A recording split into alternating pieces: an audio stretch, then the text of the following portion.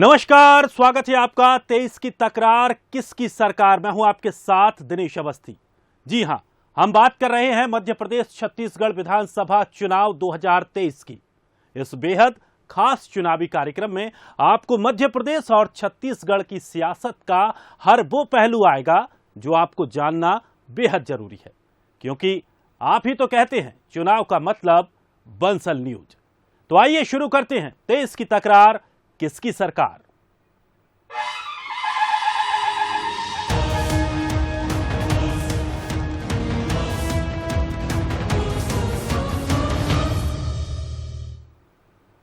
2023 विधानसभा चुनाव में अब कुछ ही महीने बाकी हैं। ऐसे में कांग्रेस उन सीटों को साधना चाहती है जिन पर उसकी पकड़ कमजोर है।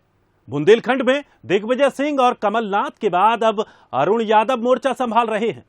2 जून से वो सभी जिलों के दौरे कर ओबीसी वोटर्स को साधने में जुटेंगे, लेकिन कांग्रेस की इस तैयारी पर बीजेपी हमलावर है। पहले ये रिपोर्ट देख लीजिए। कांग्रेस का मिशन बुंदेलखंड। पहले दिग्गी नाथ ने टटोली नब्ज, अब अरुण यादव संभालेंगे मोर्चा। बुंदेलखंड मध्य प्रदेश की सियासत का वो इलाका जिसे बीजेपी का मजबूत किला माना जाता है।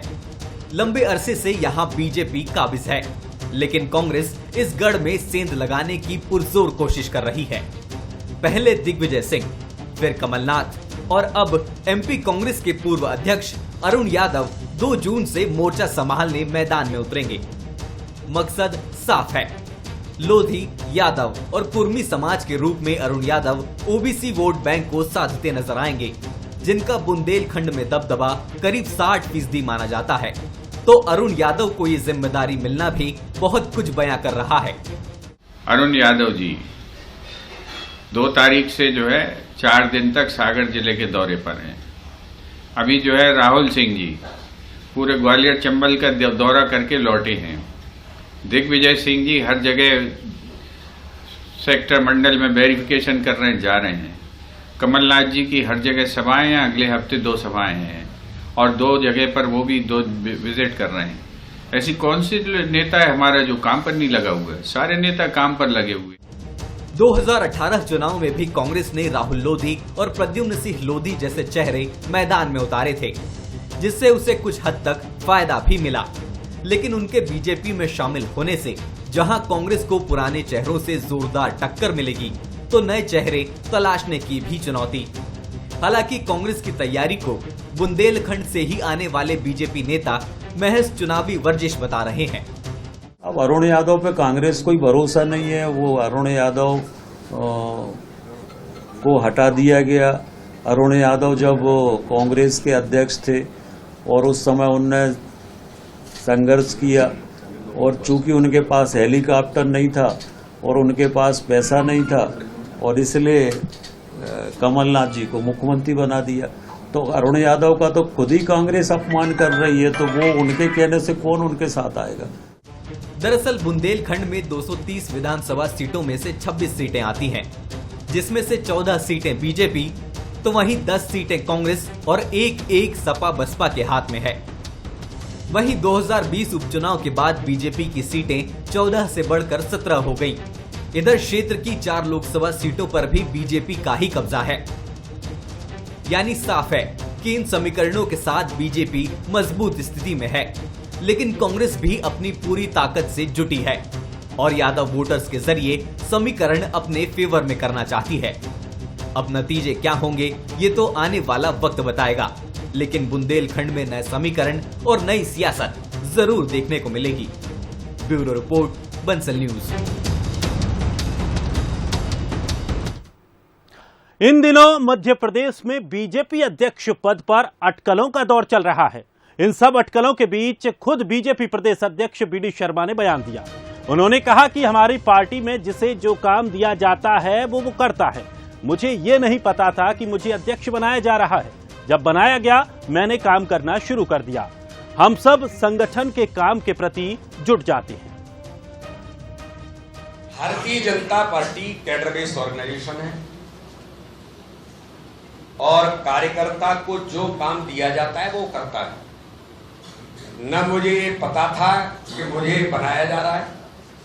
जब मुझे बनाया गया मैंने काम शुरू किया, और अगर हमारे नेतृत्व को जब ये लगता है कि आपको ये काम देना है, जो यहाँ भाजपा में किसी को पता नहीं होता कौन सा काम किसको मिल जाता है, कब किसको नहीं मिलता है। इसलिए इसके बारे में ये जो चीजें चलती रहती हैं, मुझे लगता है कि उनके बारे में मैं अपने काम के प्रति प्रतिबद्ध हूँ। अपना काम करना, ही पूरा नेतृत्व बैठा है, हम सब लोग अपना काम करते हैं। संगठन जो काम देता है उस काम में जुट जाता है। मनुष्य होने के नाते से मेरे मन में आ सकता है, आपके मन में आ सकता है, आपके मन में आ सकता है, लेकिन भारतीय जनता पार्टी एक कार्य पद्धति का ऑर्गेनाइजेशन है। किसको टिकट मिलेगी, किसको नहीं मिलेगी, हमारा नेतृत्व जब तय करता है, और जो काम जो मिल जाता है उस काम में सब जुट जाते हैं। तो चलिए अब बात राहुल गांधी की कर लेते हैं। राहुल गांधी जब भी विदेश दौरे पर जाते हैं, बीजेपी को बैठे बिठाए मुद्दा मिल जाता है। इस बार भी राहुल गांधी अमेरिका के दौरे पर हैं, जहां उन्होंने प्रधानमंत्री नरेंद्र मोदी पर तंज कसा है, जिसने सियासी हलके में एक नई बहस को हवा दे दी है। ये रिपोर्ट देखिए।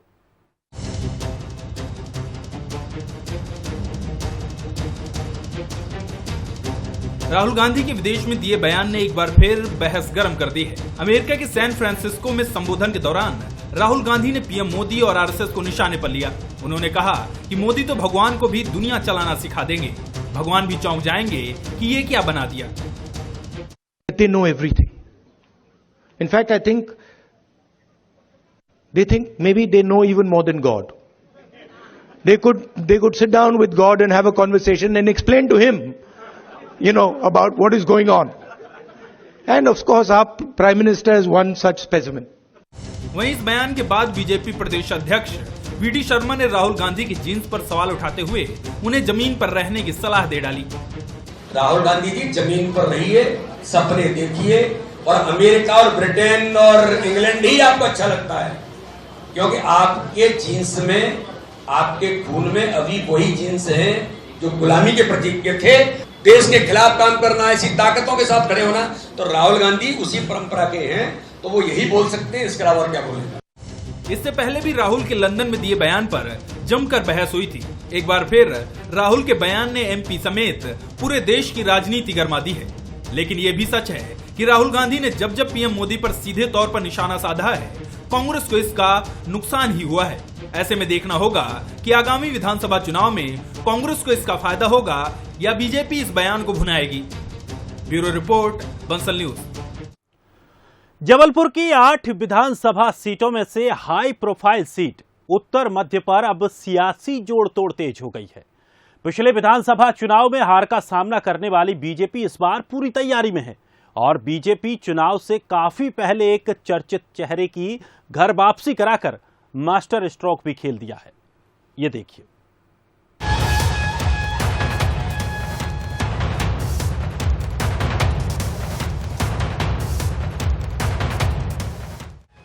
कुछ इस तरह से जबलपुर की उत्तर मध्य सीट पर बीजेपी ने मास्टर स्ट्रोक खेल दिया। 2018 में टिकट ना मिलने से निर्दलीय चुनाव लड़े बीजेपी युवा मोर्चा के पूर्व प्रदेश अध्यक्ष धीरज पटेरिया अब एक बार फिर बीजेपी के साथ हैं। पटेरिया निर्दलीय चुनाव लड़े और कांग्रेस में शामिल हो गए थे। 2018 में बीजेपी की हार का कारण धीरज पटेरिया ही थे, जिन्होंने करीब 36,000 वोट हासिल किए थे और बीजेपी प्रत्याशी शरद जैन को 451 मतों से हार का सामना करना पड़ा था। राजनीतिक विश्लेषक मानते हैं कि इस सीट पर करीब 55,000 ब्राह्मण मतदाता हैं और ब्राह्मण वोटर्स में पटेरिया का अच्छा खासा प्रभाव है। बीजेपी इस सीट पर अपना वर्चस्व कायम रखने के लिए रूठों को मनाने और अपनाने में जुट गई है। भारतीय जनता पार्टी किस तरह से इस विधानसभा में प्रत्याशी का चुनाव करती है और अपने लोगों को किस तरह से समझाती है, क्योंकि पिछले लंबे अरसे से भारतीय जनता पार्टी में जिस तरह से विद्रोह की चिंगारियां दिखाई पड़ रही हैं, उससे भारतीय जनता पार्टी के चेहरे पर शिकन तो है। शायद यही कारण है कि पुराने लोगों को मनाने का दौर जारी है और उसी के तहत धीरज पटेरिया की भी भारतीय जनता पार्टी में वापसी हुई है। धीरज पटेरिया के वापस आने के बाद बीजेपी उत्तर मध्य सीट पर कब्जे की रणनीति के साथ आगे बढ़ रही है। पार्टी का कहना है कि धीरज पटेरिया को उनकी योग्यता के हिसाब से जिम्मेदारी सौंपी जाएगी, लेकिन कांग्रेस का दावा है कि पटेरिया के आने से बीजेपी में फूट पड़ेगी और उसका फायदा कांग्रेस को मिलेगा। मुझे जो संगठन का दायित्व है कि जो लोग नाराज हैं, घरों में बैठ गए हैं, बाहर चले गए हैं, उन सबसे बातचीत करके उनको भारतीय जनता पार्टी के मुख्य धारा से जोड़कर भारतीय जनता पार्टी के लिए हमारे सामने लक्ष्य बड़ा है। 2023 का चुनाव है, सरकार बनाना है, ये हमारी जिम्मेदारी है और इसलिए हर व्यक्ति की कहीं ना कहीं भूमिका है। हमारा जो वार्ड का कार्यकर्ता है, जो मंडल का कार्यकर्ता है, जो जिले का कार्यकर्ता, सबकी अपनी भूमिका है, सबका अपना प्रभाव है। तो मैं ऐसा मानता हूँ कि सबकी जिम्मेदारियों को ध्यान में रखते हुए हमने ये प्रयास किया और उस प्रयास में सफल हुए। मैं उनको उनके घर वापसी पर उनको बधाई देना चाहता हूँ। लगातार आपसी फूट से परेशान है, उसके बाद भी यह निर्णय जो है मध्य विधानसभा में कांग्रेस पार्टी के लिए बहुत लाभदायक सिद्ध होने वाला है, क्योंकि इससे मध्य विधानसभा की भारतीय जनता पार्टी की फूट निश्चित तौर पे और बढ़ेगी। बीजेपी को उम्मीद है कि 2018 में जिस धीरज पटेरिया की वजह से हार हुई, अब उसी धीरज पटेरिया की वजह से जीत भी मिलेगी। लेकिन कांग्रेस के भी अपने तर्क है, लिहाजा देखना होगा कि बीजेपी को धीरज का फल मिलता है या नहीं। कैमरामैन सुरेंद्र पटेल के साथ अमित सोनी, बंसल न्यूज, जबलपुर। तो उधर ग्वालियर में बीजेपी के दिग्गज नेताओं की मुलाकातों का दौर जारी है। इसी बीच बीजेपी के कद्दावर नेता जयभान सिंह पवैया पूर्व मंत्री प्रभात झा के घर पहुंचे, जहां तकरीबन 1 घंटे तक बंद कमरे में दोनों नेताओं की चर्चा हुई। 2 दिन पहले पूर्व मंत्री जयभान पवैया के घर बीजेपी के राष्ट्रीय महासचिव कैलाश विजयवर्गीय पहुंचे थे, जहां आधे घंटे तक बंद कमरे में दोनों नेताओं की मुलाकात हुई। मुलाकात के दौरान मौजूदा राजनीति और चुनावी समीकरण को लेकर चर्चा हुई। इसके बाद कैलाश विजयवर्गीय ने पूर्व मंत्री अनूप मिश्रा से मुलाकात की। गले में हाथ डालकर दोनों नेताओं के बीच तकरीबन 10 मिनट तक बातचीत हुई। अनूप मिश्रा दक्षिण विधानसभा से चुनाव लड़ने की इच्छा जाहिर कर चुके हैं। ऐसे में कैलाश विजयवर्गीय से टिकट को लेकर चर्चा की गई। सिंधिया के दौरे के बाद लगातार वरिष्ठ नेताओं की मुलाकातों के दौर से एक बार फिर राजनीतिक सरगर्मियां तेज होती नजर आ रही हैं।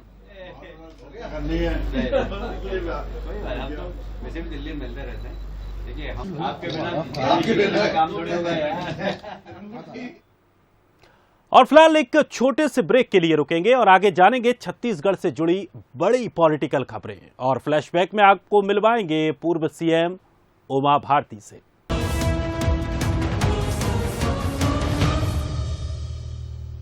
ब्रेक के बाद आपका स्वागत है। छत्तीसगढ़ में 1 जून से राष्ट्रीय रामायण महोत्सव का आगाज होने जा रहा है, लेकिन इस पर सियासत का आगाज एक दिन पहले ही हो चुका है। रामायण महोत्सव को लेकर प्रदेश राममय है, लेकिन सियासत में राक्षस की एंट्री हो चुकी है। ये रिपोर्ट देखिए। भगवान राम के ननिहाल छत्तीसगढ़ में राष्ट्रीय रामायण महोत्सव का आयोजन होने जा रहा है। प्रभु की भक्ति में हर कोई लीन है। देश ही नहीं, विदेशों से भी लोग अरण्यकांड पर आधारित प्रस्तुति देने पहुंच रहे हैं, लेकिन सियासी फिजाओं में राक्षसी प्रवृत्ति भी छाई हुई है। होड़ मची है एक दूसरे को राक्षस ठहराने की। शुरुआत की बीजेपी के मुख्य प्रवक्ता और पूर्व मंत्री अजय चंद्राकर ने। फिर कांग्रेसी भी कहां पीछे रहने वाले थे। कांग्रेस के संचार प्रमुख सुशील आनंद शुक्ला ने अजय चंद्राकर ही नहीं, बीजेपी और आरएसएस को भी राक्षसी प्रवृत्ति का ठहरा दिया। साथ ही अरण्यकांड का महत्व भी बताने से वो नहीं चूके। रामायण को बार बार ये बोल रहे हैं कि अरण्यकांड पर आधारित होगा। आप लोगों ने मेरा भाषण सुना होगा, तो विधानसभा में मैंने कहा था कि अरण्यकांड के 4 पंक्तियां लिख देते करके। तो अरण्यकांड में 2 घटनाएं, एक तो भगवान ने उसमें नवधा भक्ति कही छत्तीसगढ़ की भूमि में, लेकिन मारीच, सुबाहु, त्रिसरा, कबंद, विराध जैसे राक्षसों का वध भी हुआ है और उसकी 14,000 सेना भी मरी है छत्तीसगढ़ की धरती पे। तो ये जो कांग्रेसी हैं वो राक्षस हैं। अरण्यकांड पूरा पढ़े नहीं है, इसमें उनका वध सुनिश्चित है। इस चुनाव में मैं जिन राक्षसों का नाम बताया उसी राक्षस के बरोबर हैं, उनका वध निश्चित है और उनकी पूरी 14,000 सेना मारी जाएगी। देखिए, अजय चंद्राकर मानसिक रूप से विक्षिप्त हो चुके हैं और वे राक्षसी प्रवृत्ति के संस्कार में पले बढ़े भी हैं। भारतीय जनता पार्टी आरएसएस के संस्कार राक्षसी प्रवृत्ति के हैं, तो उन्हें अरण्यकांड में पूरे राक्षसों के ही गुणगान नजर आ रहे हैं। तो भारतीय जनता पार्टी के नेता अजय चंद्राकर जैसे लोग उस भाव को इसलिए नहीं समझ सकते क्योंकि उनके अंदर की राक्षसी वृत्ति है। उनको तकलीफ हो रही है कि भूपेश बघेल राम काज क्यों कर रहे हैं। 15 साल तक उन्होंने राम के नाम पे राजनीति किया और भूपेश बघेल राम का काज कर रहे हैं। राम त्याग, तप, नैतिकता और मर्यादा के प्रतीक है, लेकिन ये सियासत है, यहाँ ना नैतिकता है ना मर्यादा। इसलिए एक ओर जहाँ कोई प्रभु की भक्ति में लीन है, तो वहीं दूसरी ओर सियासत राक्षसी प्रवृत्ति की मीमांसा में जुटी है। मानस में कहा भी गया है, जाकी रही भावना जैसी, प्रभु मूरत देखी तिन जैसी। बहरहाल यही उम्मीद की जा सकती है कि सियासी लोग भी राक्षसी प्रवृत्ति की मीमांसा छोड़ राम राज्य की अवधारणा को धरातल पर उतारने की कोशिश करेंगे। तभी महोत्सव का आयोजन भी सार्थक होगा। कुलेश्वर पांडे, बंसल न्यूज, रायपुर।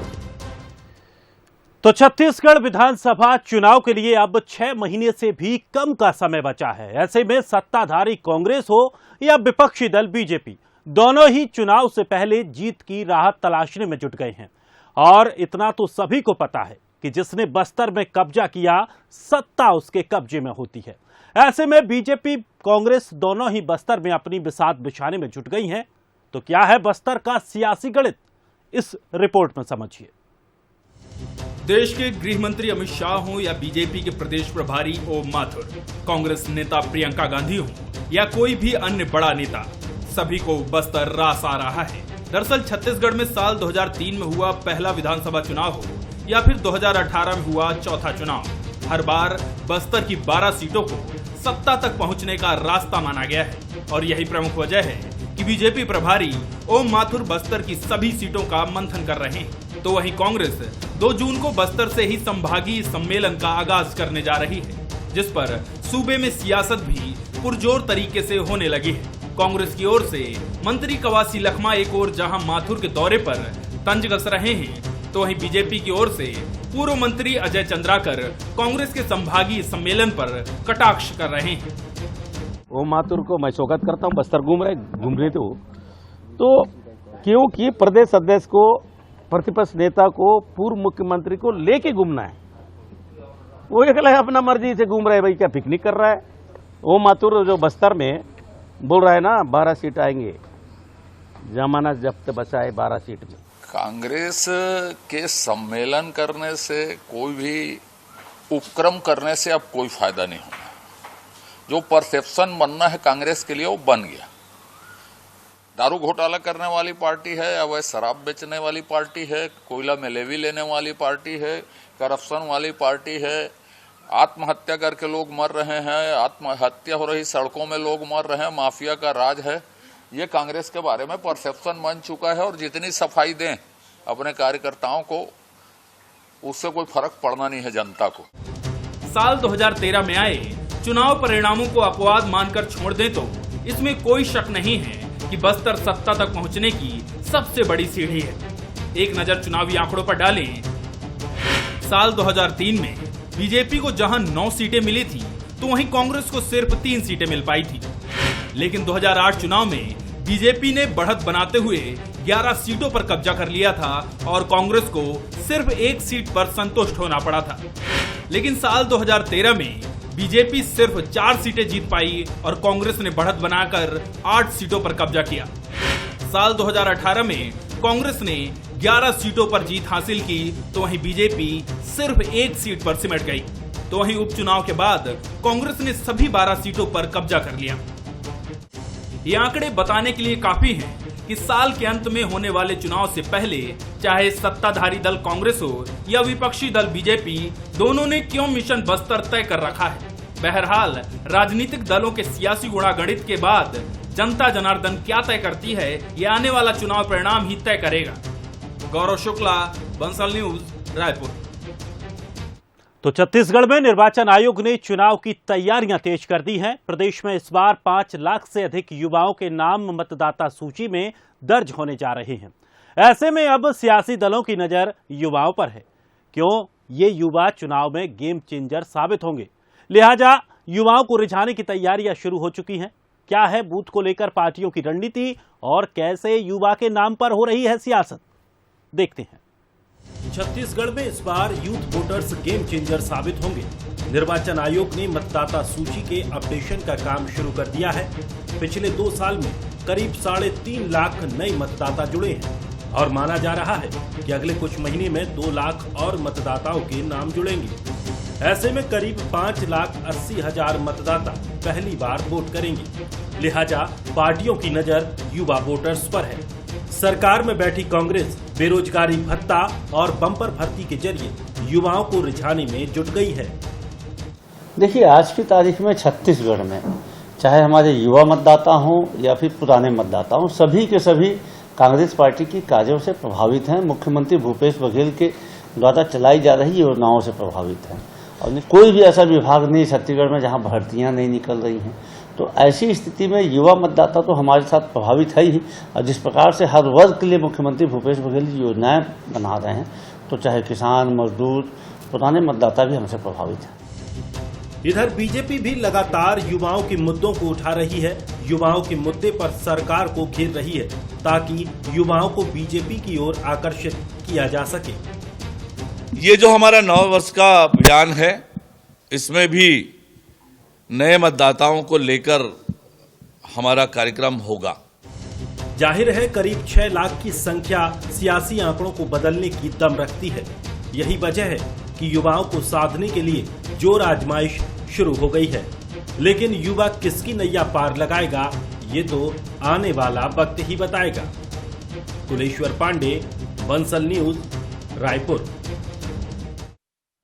तो अब जाते जाते बात अतीत के पन्नों की।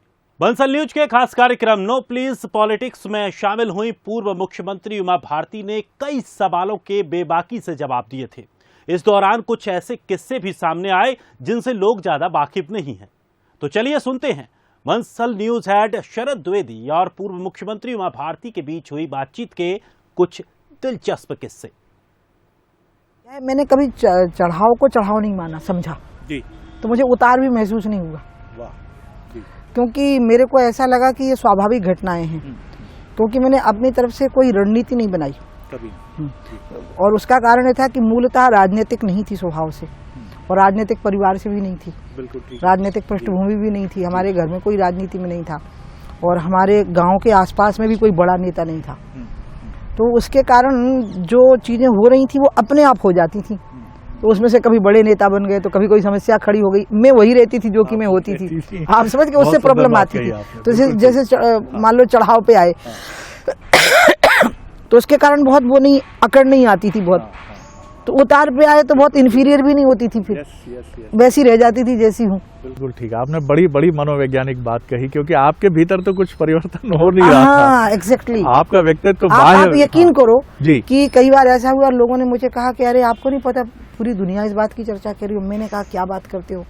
ऐसा कई घटनाएं हुई, जैसे जब मैं अयोध्या आंदोलन में जेल में गई फैजाबाद की, और जेल के अंदर थी तो जेल घेर ली लोगों ने, खास करके महिलाओं ने। तो आधी रात को मुझे निकाला गया, तो सीआरपीएफ की बटालियन, लेडी बटालियन थी जिन्हें मेरे को निकाला जेल से, और ले जा रहे थे इलाहाबाद की जेल में ताकि भीड़ उसको घेर ना सके।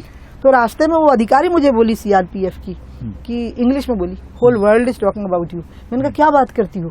मतलब आप यकीन करो जो चीजें मेरे साथ घटती थी वो मुझे खुद नहीं पता होता था, वो ऐसे घट रही हैं। जैसे जब मैं मुख्यमंत्री बनी और मैं यहाँ के जो गवर्नर थे उनको जब मैं लेके गई कि मेरे पास इतना बहुमत है, तो उन्होंने कहा मैं आपको सरकार बनाने के लिए आमंत्रित करता हूँ। तो मुझे लगा कि वो किसी और को कह रहे हैं, सीरियसली। हाँ, क्योंकि मैं पूरे दौर से गुजर गई और मेरे दिमाग में ये नहीं आ पाया कि मैं मुख्यमंत्री होने वाली हूँ। आप समझ गए मैं क्या बोल रहा हूँ? बिल्कुल मैं समझ गया, बिल्कुल ये बहुत महत्वपूर्ण बात आपने। मेरे को समझ में ही नहीं आ पाया कि मुझे करना क्या है, बात ही आई। क्योंकि उसके पहले होने लगा। एक तो आप जैसे बच्चे पढ़ रहे होते ना, तो वो प्लान करते हैं मुझे ये बनना। मैं स्कूल ही नहीं जा पाई क्योंकि प्रवचन करती थी। बिल्कुल ठीक है। तो और 6 साल की उम्र से करती थी। तो मान लो मैं स्कूल में एक बार मुझे पढ़ाने की कोशिश की गई तो मास्टर साहब अपनी कुर्सी ही खाली कर देते थे, उसी पे मुझे बिठा देते थे कि इस पे बैठ जाइए। जी जी। हाँ, तो वो बात बिगड़ गई। फिर इसी तरह से जब राजनीति में आई तो मुझे अंदाज ही नहीं था मैं चुनाव जीत जाऊंगी। मुझे लगा एक बार जीत गए फिर कभी नहीं जीत पाएंगे, अपना मिजाज ही ऐसा है। मैं 6 चुनाव जीत गई, 6 बार सांसद रह ली हूँ लोकसभा की, 2 बार विधायक रह ली और 2 राज्यों से रह ली। मतलब मैं आपको बता रही हूँ, सच्ची मानो आप, मैं कई बार सोचती हूँ कि ये किसी और की जीवनी है कि मेरी है। आप समझ गए मैं क्या बोलती हूँ? मैं समझ गया जी। कि ये किसी और की जीवनी है कि मेरे बारे में बोल रहे हैं, मतलब ये जो मैं सुन रही हूँ, तो उसको मैं वीतरागिता नहीं कहूंगी। मुझे लग रहा है कि ये मैं इसका प्लान बनाने से पहले घटनाएं हो गई। मैं कोई रणनीति बनाती, कोई योजना बनाती और उसके अनुसार आकांक्षा पनपती जी, और उसका मेल होता फिर आकांक्षा और रणनीति का, फिर परिणाम आते। तो मुझे लगता है ये मैं कर रही हूँ, मुझे ऐसा लगा मैं कर नहीं रही हूँ, मेरे साथ हो रहा है।